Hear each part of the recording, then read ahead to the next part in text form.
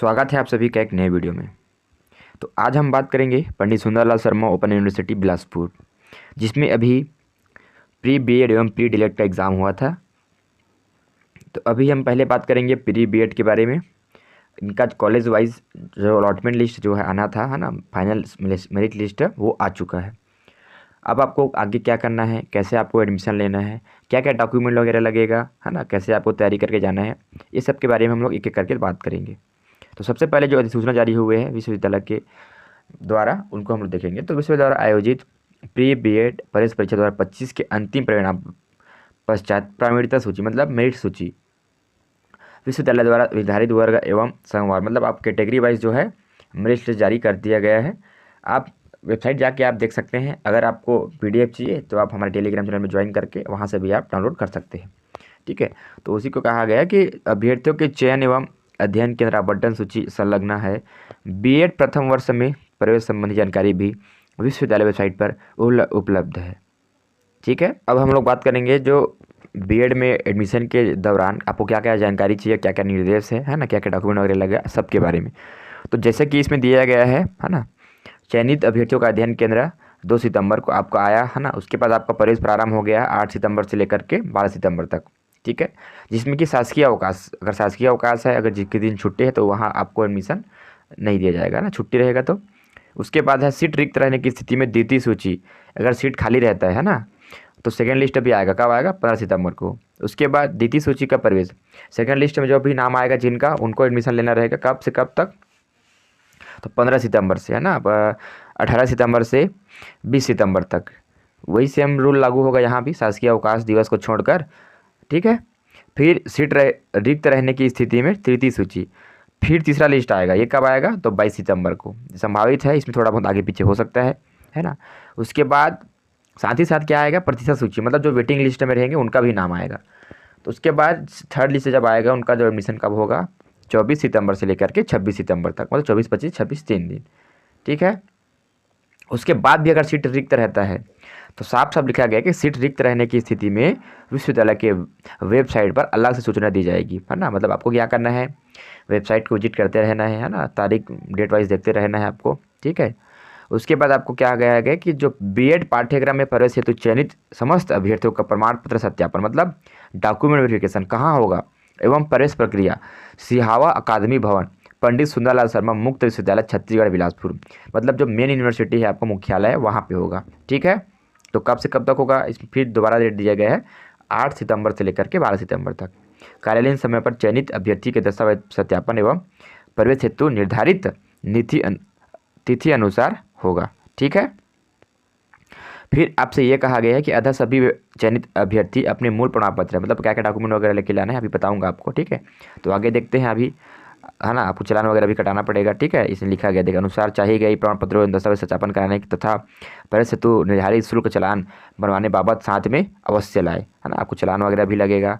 ठीक है, प्रवेश प्रक्रिया एवं सत्यापन कार्य हेतु निर्धारित तिथि में अभ्यर्थी स्वयं उपस्थित होकर प्रवेश प्रक्रिया को पूर्ण कराए तथा शुल्क चालान जमा कर ऑनलाइन अपडेट भी कराए, है ना। ऑनलाइन आपको अपडेट भी कराना है।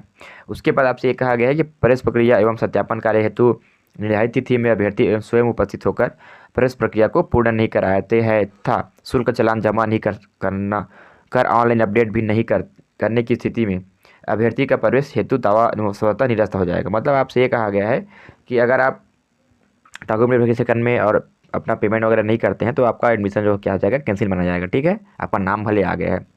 फिर जो सूची आई है उनमें आपको क्या करना है, जो जो डॉक्यूमेंट वगैरह वेरिफिकेशन की जरूरत लगेगा वो तो आपको लाना है। इसमें कहा गया है जिसका स्नातक इंजीनियरिंग में हो उनके स्नातक में न्यूनतम प्राप्तांक 55%। जो इंजीनियरिंग में स्नातक किए होंगे, मतलब जो यूजी किए होंगे, अपना ग्रेजुएशन किए होंगे, उनका 55% होना चाहिए, है ना।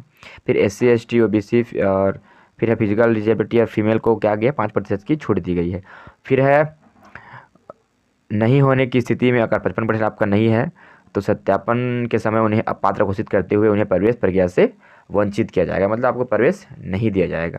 ठीक है, तो आगे हम बात करें बीएड प्रवेश परीक्षा हेतु सामान्य जानकारियाँ, है ना। तो क्या क्या आपको ये पता चल गया होगा कि आपको सत्यापन डॉक्यूमेंट सत्यापन कहाँ होगा, तो सुंदरलाल शर्मा यूनिवर्सिटी जो मेन मुख्यालय वहाँ होगा। ठीक है, फिर पात्रता सबको पता होगा कि आप यहाँ इसके लिए आप क्या करें, आपको स्नातक होना चाहिए। स्नातक या स्नातकोत्तर मतलब यूजी या पीजी, ठीक है, कम से कम 55% के साथ, ठीक है। फिर आगे हम बात करेंगे, आपको इसके लिए 2 साल का टीचिंग एक्सपीरियंस होना चाहिए, है ना। फिर आगे देखते हैं, ये आपके कॉलेज की लिस्ट है, यहाँ यहाँ आपका अध्ययन केंद्र है, ठीक है। इसके बाद आगे देखते हैं, अगर आप चाहते हैं कि आपका अध्ययन केंद्र में चेंज करवाना है तो उसके लिए शुल्क दिया गया 1000। विषय परिवर्तन शुल्क आपको 700।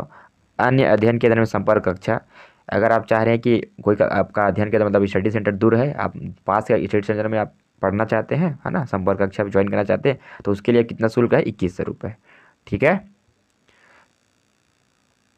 अध्ययन केंद्र परिवर्तन स्थान रिक्त रहने पर ही किया जाएगा, मतलब अगर आप अध्ययन केंद्र के आप फॉर्म तो डाल देंगे लेकिन सीट खाली रहेगा तभी आपका वहाँ पे एडमिशन हो पाएगा, ठीक है।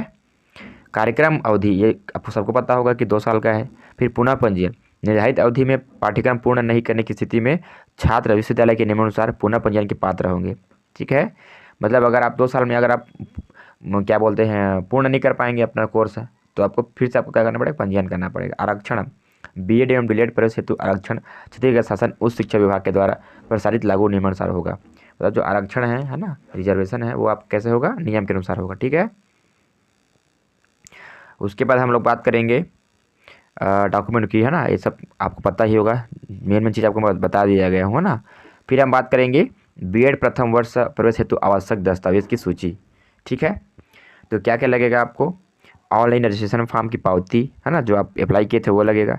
फिर है प्रवेश परीक्षा का प्रवेश पत्र, है ना, जो आपका एडमिट कार्ड आया था उनका प्रिंट आउट रख लेना है। फिर सीट आवंटन का पृष्ठ, जिस पेज में आपका नाम आया है ना, जिस कॉलेज के साथ, उसका आपको क्या करना है, अलग से सिंगल पेज का आपको क्या करना है, प्रिंट निकलवाना है। फिर 10वीं की अंक सूची की फोटो कापी, फिर 12वीं अंक सूची, फिर है स्नातक की समस्त, जैसे first year, second year, third year, है ना, तो आपको क्या करना है, उसका फोटो कापी रखना है, ठीक है। फिर स्नातकोत्तर की समस्त पूर्व एवं अंतिम, मतलब इसमें भी आपको first semester, second semester, third semester, fourth semester, इसमें भी आपको क्या करना है, लगेगा डॉक्यूमेंट लगेगा, मतलब जो फोटो कापी है। फिर है डीएलएड एवं डीएड की अंक सूची, क्योंकि आप यहाँ बिना डीएलएड और डीएड के यहाँ आप बीएड नहीं कर सकते, तो आपको क्या चाहिए, उसका फोटो कापी जमा करना पड़ेगा, ठीक है।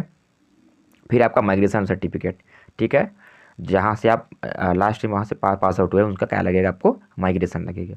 फिर आपको लगेगा अनुभव प्रमाण पत्र, फिर आपको लगेगा जाति प्रमाण पत्र, निवास प्रमाण पत्र, अगर आप दिव्यांग, सैनिक, स्वतंत्रता संग्राम सेनानी प्रमाण पत्र अगर हो तो उसका प्रमाण पत्र आपको अटैच करना है। फिर आपका आधार कार्ड, वो तो सब कॉमन है ना, आधार कार्ड लगेगा, शपथ पत्र लगेगा, शपथ पत्र कैसे लगेगा भी बताऊंगा आपको। फिर एक फ़ोटो लगेगा। फिर है ओबीसी नॉन क्रीमिलियर के अभ्यर्थियों को अपने जातीय प्रमाण पत्र के साथ नॉन क्रीमिलियर होने संबंधित प्रमाण पत्र, मतलब आपको ये प्रूफ करना पड़ेगा कि आप नॉन क्रीमिलियर है, ठीक है। फिर सक्षम अधिकारी द्वारा जारी किया जाना अनिवार्य है, नहीं लाने की स्थिति में प्रवेश प्रक्रिया से वंचित रहेंगे, ठीक। तो ऐसा आपको कहा गया है। ये रहा आपका बीएड द्विवर्षीय पाठ्यक्रम प्रवेश हेतु शिक्षण अनुभव प्रमाण पत्र, ये आपका अनुभव प्रमाण पत्र का क्या है, फॉर्मेट है। इस फॉर्मेट में आपको अनुभव प्रमाण पत्र वहाँ जाके क्या करना है, आपको जमा करना है, कब, दस्तावेज सत्यापन के दौरान, ठीक है। यहाँ पे जिला शिक्षा अधिकारी का साइन होगा, यहाँ पे विद्यालय का साइन होगा।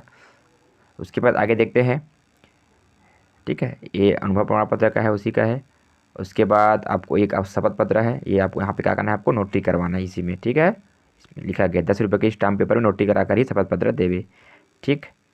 अब आगे देखते हैं, ये आपका है प्रारूप क्रमांक 4, आपसी सहमति के आधार पर अध्ययन केंद्र में परिवर्तन। अगर आप स्टडी सेंटर चेंज करना चाहते हैं तो उसके लिए एक अलग से फॉर्म दिया गया है। अगर आपको सारी फॉर्म चाहिए तो आप टेलीग्राम चैनल ज्वाइन कर सकते हैं, वहाँ आपको ये सभी जो फॉर्म है आपको एक एक करके मिल जाएगा, ठीक है।